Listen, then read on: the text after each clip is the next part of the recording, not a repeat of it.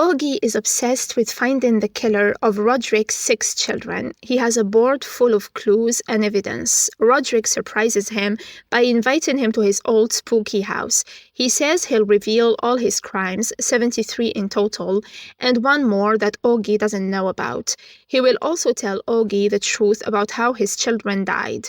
Auggie goes to meet Rodrick in the dark night, hoping to solve the mystery. The story of his life begins in 1953 in the same house where he grew up with his twin sister Madlin. Their mother Eliza worked as a personal assistant for William Longfellow, the CEO of Fortunato Pharmaceuticals. William was a ruthless leader who ignored Eliza's plea for help when she fell sick. Eliza was a devout woman who rejected medical treatment, which resulted in her death. Rodrick and Madlin chose to bury her body in their backyard. Eliza came back to life during a stormy night, escaping from her shallow grave. She went straight to William's house, the terrible boss who had killed her, and choked him to death. Then she fell dead again. Rodrick tells how he and his twin sister hid this story and kept it secret for their whole lives. The CEO says that this story matters because his mother's ghost is behind Auggie right now. Auggie doesn't believe him and thinks he is trying to scare him. He doesn't look back. Auggie and Rodrick talk about their family values and the legal case that followed. Rodrick praises Auggie for his strong opening statement in the lawsuit that targeted him and his family business. He remarks that the trial was one of the last occasions when his family was united. We see a flashback of the beginning of the trial, which happened a fortnight ago. The trial was a landmark case against Fortunato and the Usher family, who were accused of running a pharmaceutical company that caused the opioid crisis and thousands of deaths. Auggie claimed that they manipulated advertising to sell drugs that were addictive and harmful. He thought that they were responsible for the epidemic. Auggie claimed in his opening statement that he had a secret source who could ruin the reputation of the Usher family. This shocked the lawyer of the Usher estate, Arthur Pym, who wanted to know the identity of the source, but Auggie kept it a secret. Rodrick then arranged a family dinner to discuss this source more. All of the family members came to this important meeting. They had to sign NDAs, and Rodrick promised them $50 million if they could find out who the betrayer was. Rodrick says that this was the final time the family had a reunion. After this dinner, each of the children would meet their aunt, one after another. Auggie wonders if Rodrick is suggesting that the trial caused their deaths. Rodrick rejects this idea, saying that he knows the real culprit. Rodrick blames himself and a mysterious woman who he keeps seeing in his dreams. This mysterious woman is Verna. She was a barmaid that Rodrick and Madlin encountered on New Year's Eve in 1979. The twins had just done something terrible and were hoping to make an alibi for themselves by going to this public place. The episode concludes with the funeral scene. Verna's ghost haunts Rodrick, and he also sees his 6 deceased children looking at him from inside the church. Rodrick leaves the church, followed by the media. He gets into his car, where he experiences another terrifying vision. Rodrick's nose starts bleeding, and he falls to the ground. In 1979, a young Auggie is intrigued by a case involving a drug trial and 5 missing corpses. The dead bodies were all linked to the mysterious drug experiment. Auggie wants to solve the mystery, but his boss blocks his way. In the present, Auggie and Rodrick talk about Ligadon, a pill that made Fortunato very successful. Rodrick denies any blame for those who misused his drug, which he claims is not addictive. They also mention Perry, also known as Prospero Usher, the first one of the children to pass away. Perry's death is described by Rodrick as a horrifying event. Perry is first seen leaving an orgy, still angry that his father hasn't supported his latest business idea. He vows to show his dad that he can make money with another plan. He gets the inspiration for his new plan during a business meeting. Fortunato are under scrutiny for owning testing facilities that have been shut down. Perry notices one of these facilities and thinks it would be a great place to host a rave. With the assistance of his closest friends and partners, he plans the party. Perry hopes this will be the first in a series of exclusive pop-up raves. The theme for this inaugural event is a masquerade ball. As he inspects the venue, Perry has a vision of Verna on top of the building. Meanwhile, Victorine, Rodrick's daughter, and her lover, Alessandra, proceed with their clinical trial, which is still in the animal testing phase, performing surgery on monkeys. Rodrick urges them to move on to human trials, but their heart implant is not yet effective on the animals. Rodrick gives Victorine a deadline of 6 months. For his party, Perry requests his brother Leo to provide him with drugs. Leo agrees and assigns his 2 top drug sellers for the orgy. Meanwhile, Camille instructs her assistants to find out who is the mole in the family and to uncover some dirt on a new witness in the trial. In the present, Auggie and Rodrick keep talking. Rodrick sees the ghost of Perry who torments him. He confesses that he suffers from CADASIL, a type of vascular dementia that makes him have these terrifying visions. Rodrick suffers from this dreadful illness and he has invested millions in clinical trials to find a cure. He hopes that a new heart mesh they're testing will extend his lifespan. That's why he is so eager for the clinical trials to work out. Meanwhile, in the main timeline, Perry asks Morella, Freddie's wife, to come to his masquerade ball. We learn that Tammy arranges for escorts for her husband, and then she observes them together. And Camille has a strange sexual relationship with both of her assistants at the same time. The last part of the episode is about the party. Many people come to this wicked event. Morella is there too, and Perry is surprised. He films everything from behind the scenes. He wants to use the video to make the rich people pay him money. He also wants to make Freddie suffer because of Morella. Perry sees a guest he doesn't know. She is Verna, wearing a red cloak and a skull mask. She takes him to a private room and kisses him. She tells Perry to stop the party, but he ignores her warning. Verna instructs the staff to seal the exits and then evacuate the building. She also tells Morella to get out. Then the main event begins. The sprinklers start to spray acidic waste which eats away the flesh of the guests. The guests panic, but they find no way out of this hell. They fall to the ground with their skin and clothes melted away. Perry and all the guests die in this horrific incident. The episode concludes with Verna looking at Perry's decaying corpse. She kisses him on the mouth and puts her skull mask over his face. The aftermath of the masquerade ball is a gruesome sight, where Perry met his fatal end in episode 2. The family lawyer, Arthur Pym, also known as the Pym Reaper, arrives to examine the scene of the crime.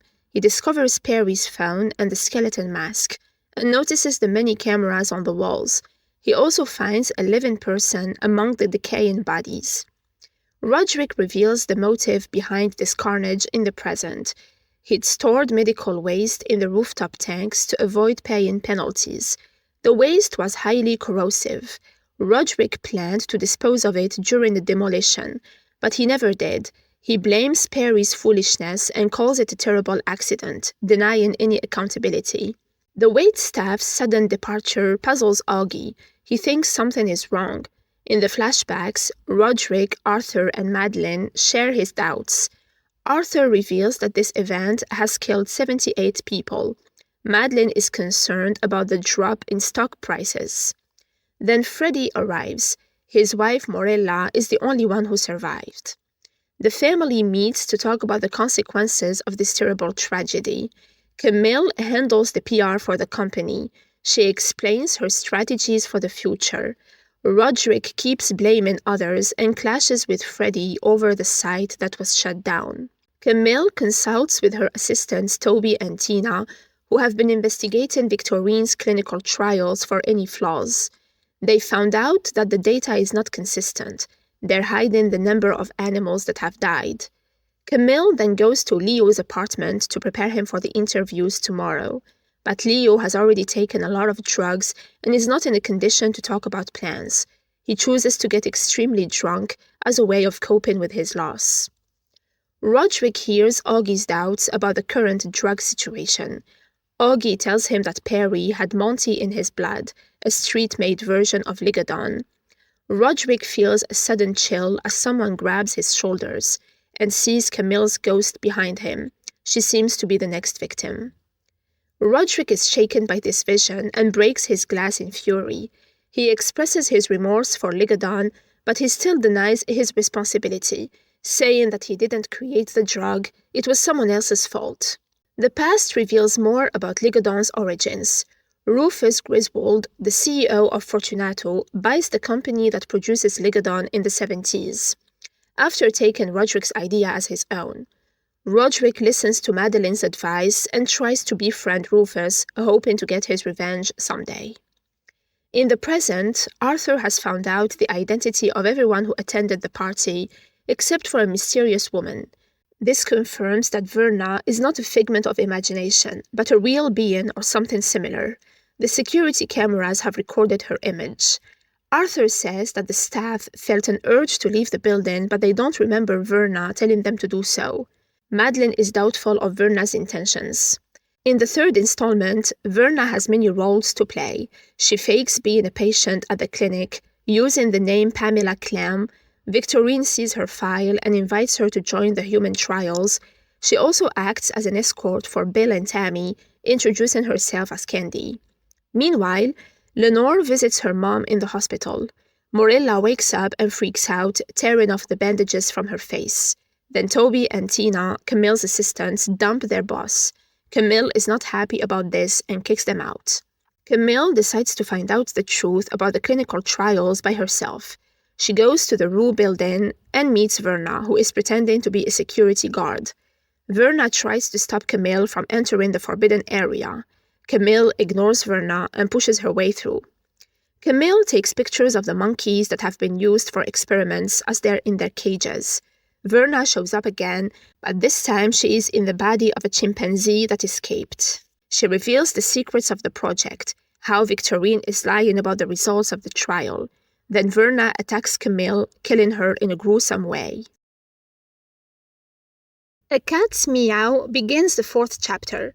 Leo is searching for a new cat to take the place of Julius's old one, which he killed by mistake in a drug-induced state in the last episode.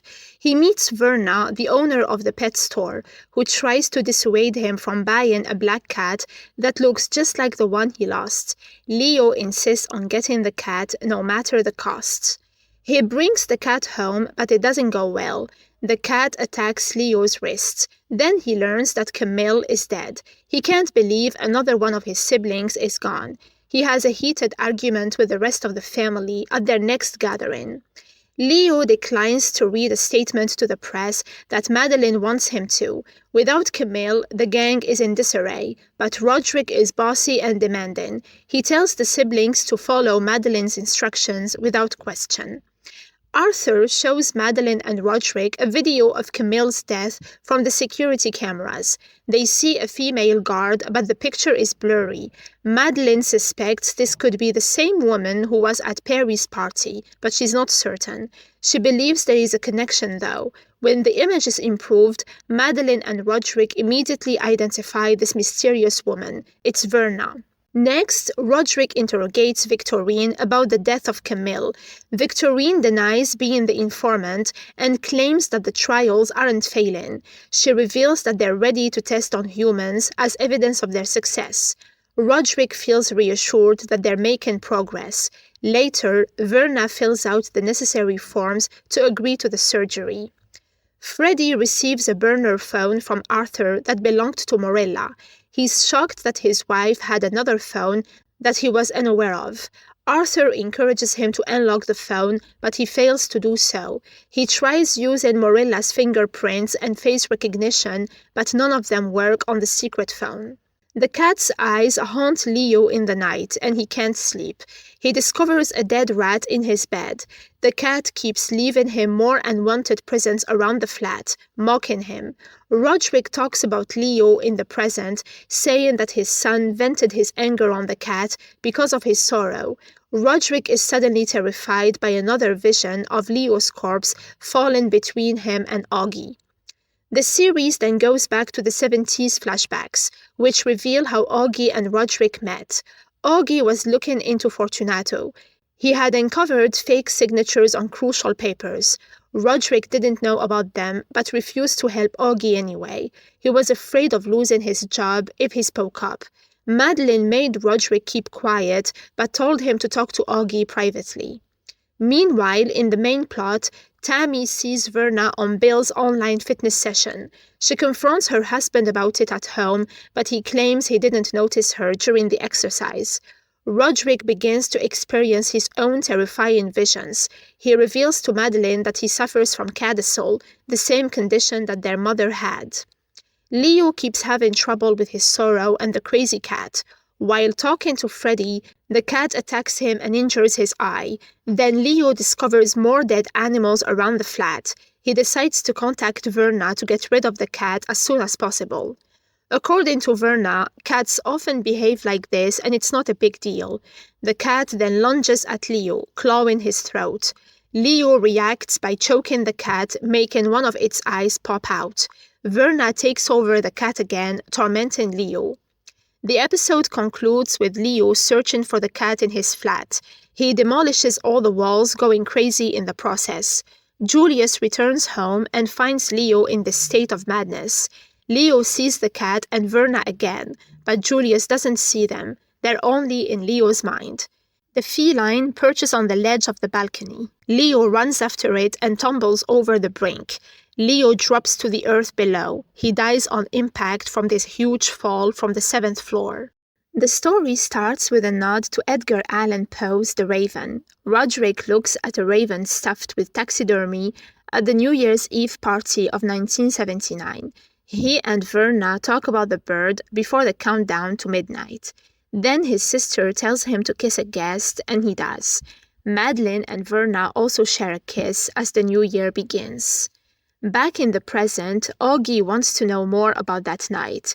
He asks Rodrick why he was unfaithful to his wife and what crime he had just done.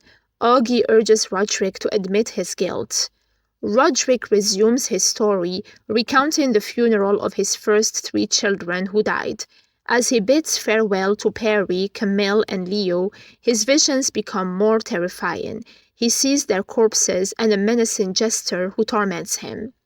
The surviving siblings, Tammy, Victorine, and Freddy, gather at a private bar to plan their next move. They realize that someone is targeting them and killing them one by one. They decide to cooperate and protect each other. They begin by increasing their security staff. Morella recovers from her coma and shows some signs of progress. Freddy ignores the doctor's advice and decides to take her home. He builds a room with the latest technology for her in no time. He tells Lenor to obey Arthur, but he seems to be losing his sanity like the rest of his siblings. Tammy is also going crazy. She keeps having visions of Verna and accuses Bill of cheating on her with that woman. Tammy confronts Bill about her suspicions and they have a fight. Bill thinks Tammy is hallucinating and needs more sleep. They end up breaking up after saying many hurtful things to each other. Victorine's life is crumbling down. She has a fight with her girlfriend Alessandra, who is a doctor. Alessandra refuses to do the dangerous surgery, saying it's too early. She also discovers that Victorine has been tampering with documents. She breaks up with Victorine and threatens to expose the scandal to the media. Victorine's work suffers as well. She begins to hear a weird tweeting sound in her office, but she can't locate the source of the noise. Meanwhile, Arthur convinces the judge to postpone the trial. He thinks that there is a link between the informant and the deaths. In the present, Auggie is interrogated by Rodrick about his source. Auggie admits that he made up the source, hoping that the siblings would betray each other. Rodrick admires Augie's strategy. They continue to talk, but Rodrick has another vision. He sees Auggie turn into Victorine's ghost. When the vision ends, Rodrick reassures Auggie that his lie was not the cause of his children's deaths. The story goes back to 1979. Madlin has a meeting with Rufus Griswold, the CEO of Fortunato, to check out her rival. Rufus is scared of Madlin and mentions the office scandal. He knows that the twins are the children of William Longfellow, the previous CEO, who had an affair with his secretary and abandoned them. He also knows that their mother murdered William and that it was covered up. He tries to blackmail them with this information, but Madlin is not afraid. She's more determined to get revenge. Auggie joins forces with the Ushers, who also want to take down Rufus. Arthur shows Madlin some pictures of Verna from 2023. Madlin says she saw the same woman at the party in 1979. She thinks that this woman is Verna's daughter, who was born from Rodrick's affair with Verna. She also thinks that this woman wants to claim the inheritance that belongs to them. Arthur agrees to look into this woman more. Madlin tells him to take out Verna's eyes as a way of getting back at her.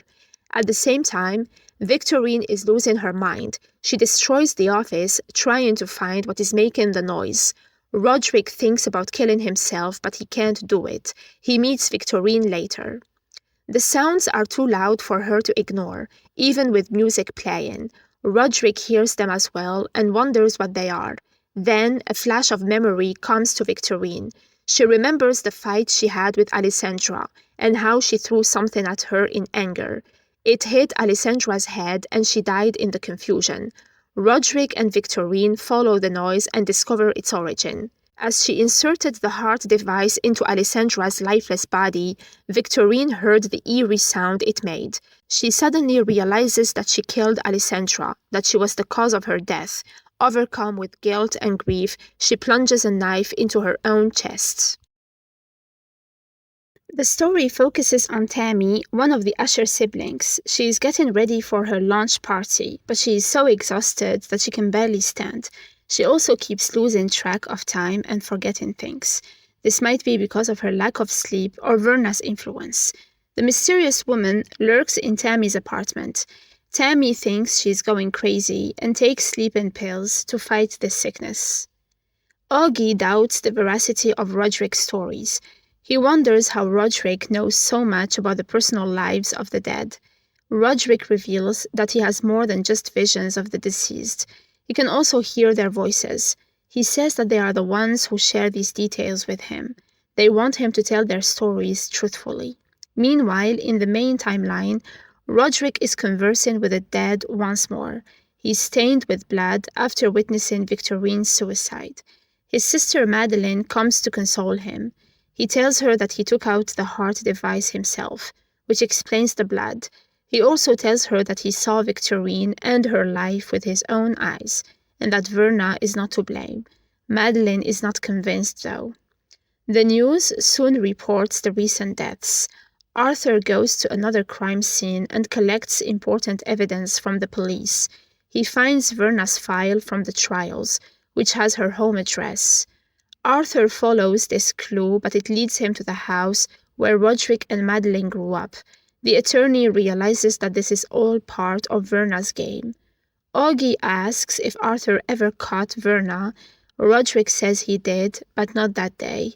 Then Rodrick sees Tammy'S ghost, which gives him the biggest fright of the series. In 1979, Rodrick sneaks into the company's main office at night. He makes copies of crucial documents that expose Rufus's wrongdoing as they prepare a lawsuit against him. Arthur tells the twins what he's discovered in the present timeline. He has seen pictures of Verna that span from a few years ago to 1901. Rodrick dismisses this as a joke and claims that the images were edited, but Arthur thinks they're real. Morella begins to utter some words. Lenor shares the happy news with her father. Freddie doesn't care about Morella's recovery. He only wants to make her pay for deceiving him. He gives her an injection of substances that leave her paralyzed. The launch party for Goldbug is next. Tammy talks nervously with Madlin behind the scenes. She's then presented to the audience. Tammy feels that Verna has taken her place and yells at her, but she is hallucinating again. The audience is stunned by her sudden rant, but Tammy manages to turn it into her opening speech. Tammy starts to speak, but she spots Verna among the listeners. She loses her confidence. Madlin senses something is wrong, and she scans the crowd for Verna. Then Tammy sees Verna on the screens, and a video begins to show Tammy directing Verna and Bill's sexual fantasies. Tammy begs for the video to stop, but it's only a hallucination. She breaks the screens with her microphone stand and then sees Verna in the crowd again. Tammy throws her microphone stand at Verna, but it hits Juno in the head instead. The paparazzi go wild after the violent attack. Madlin sees Verna among them and runs after her, but she's only a phantom. Tammy escapes backstage and goes home, but the horror doesn't end there. At her apartment, Tammy keeps seeing Verna everywhere, in her rooms and in the mirrors. Tammy breaks all the mirrors in a rage. Verna and Tammy talk to each other, and Verna says that she lives in Tammy's mind. Tammy stands on her bed, ignoring the broken glass on the floor of her bedroom. She feels like she's destroyed her life. She looks up at the ceiling, where a mirror shows her Verna's face for the last time. She shatters this mirror, too, and the glass pieces fall on her, piercing her skin all over. The story starts in 1979. Auggie and Rodrick are getting ready for the Fortunato trial. Auggie admires Rodrick for his brave deed, but he learns from Annabelle that Rodrick will lose his job because of it. Auggie talks about Annabelle in the present day, saying that she was the only decent Usher. Rodrick believes that Lenor is the other one. After losing another sibling 2 weeks ago, Arthur, Madlin, and Rodrick are in shock. Rodrick blames Tammy for going home by herself after she had a meltdown in public. There were reads that the board might vote against them. Freddie holds the decisive vote among the board members who are still alive. Freddie is in a bad shape and not ready to make such big choices. He has filled all the walls of Morilla's room with pictures from his wedding. Morilla pleads with him to stop, but he keeps giving her drugs over and over. Freddie receives an order from Rodrick to hasten the destruction of the doomed site. Rodrick also reminds him of the crucial vote. They depend on Freddie more than ever. This makes Freddie feel more confident. He arranges the demolition for that night and inhales more cocaine. He also inflicts more pain on Morilla by pulling out all of her teeth. Lenor worries about her father's worsening condition. She requests to meet the experts and proposes a different place for her mother. Freddie feels shaken by his daughter's suggestions and snaps at her. He leaves and Lenor tries to enter her mom's room, but it is locked. She manages to break in later and dials the emergency number. Auggie can't stand the noises from the cellar anymore. He decides to leave, fed up with Rodrick's twisted games. Rodrick begs him to stay, claiming he'll admit to murder. Then the clock rings unexpectedly, making Auggie more nervous. Rodrick assures Auggie that he's not mad, but confesses that he's been seeing and talking to the dead. He tells him that his deceased children have been tormenting him all night, demanding that he narrates their story correctly. Rodrick then sees a vision of Annabelle with a young Freddie. He embraces his son, who falls apart in his arms. The scene shifts to the past, December 20th, 1979, the day of the trial. Rodrick takes the stand as a key witness, repeating the statement he made with Auggie, but he alters his testimony and lies instead, claiming that the signatures were his own. Auggie is dumbfounded by this treachery. Rodrick then alleges that Auggie is harassing him. Madlin coerces Annabelle into keeping quiet after Rodrick gets caught lying under oath. She reveals their scheme at home. They never intended to betray Fortunato, but to help him, in order to protect Rodrick's reputation. Annabelle feels deceived and hurt. Madlin assumed that Annabelle was just pretending, but the latter was convinced that their actions were righteous. The scene shifts to 2023, where an older Madlin visits Verna at her old house. Madlin is stunned that Verna looks exactly the same as she did decades ago. She wants to change the terms of their agreement. Juno declares to Rodrick that she is determined to quit Legadon. Rodrick reacts with hostility, telling her that it will be a long and painful process to get rid of the addiction. They have a heated exchange, and Juno accuses Rodrick of being a monster. Rodrick reveals that Juno was his experiment, his masterpiece. She decides to go ahead with her plan to quit, hinting that she will leave Rodrick once she is free from Legadon. Juno is fed up with Rodrick's controlling ways. Freddie goes to the demolition site. He wants to enter the building first to search for his wife's wedding ring. He gets inside, takes more drugs, but then he falls unconscious. Verna tells him that he has inhaled the paralyzing powder that he used on Morella. He can't move. She says that she made him do it because of how he mistreated his wife. She wanted to get back at him. She pretends to be Freddy and tells the others to start the demolition. They watch as the building falls apart around them. A metal beam drops from above, swinging over Freddy like a blade. It gets closer and closer until it cuts his belly. Then the whole building crashes down, killing him. The last scene shows Madlin telling Rodrick about Freddy's demise. She brings up their agreement with Verna, implying that the whole solution to end this madness is for Rodrick to take his own life. He swallows the Ligadon pills and falls unconscious. Madlin then abandons him to his fate. Verna shows up, reviving Rodrick, as he still has a lot of pain to go through. Rodrick comes to after trying to kill himself. Verna is not done with him yet. He has to fulfill their bargain. No shortcuts allowed. The eerie jester torments Rodrick again. Rodrick loses his position as CEO when Freddy is gone and the vote goes against him. Madlin, the COO, takes his place. The story goes back to 1979. Annabelle feels crushed by Rodrick's deception. She breaks up with him, saying she doesn't recognize him anymore. The scene shifts to the New Year's Eve party, where Rodrick is greeted as a hero. His co-workers cheer for him, and Rufus gives him a raise, promising him riches beyond his dreams for saving the company. Rufus is wearing a jester costume for a masquerade party. He and the twins celebrate their triumph over Auggie.